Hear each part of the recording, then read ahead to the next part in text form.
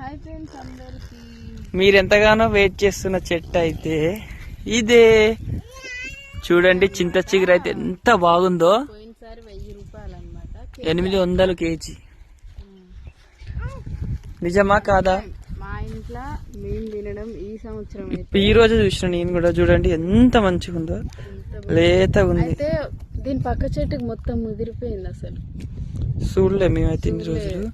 ఈ డ్రామ్ ఎక్కువ ముదిరిపోయింది.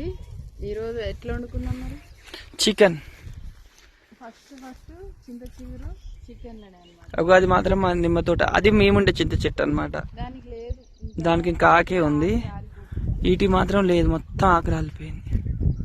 ఇప్పుడైతే చింత చెట్ల కింద అస్సలు నీళ్ళు ఉండదు అనమాట.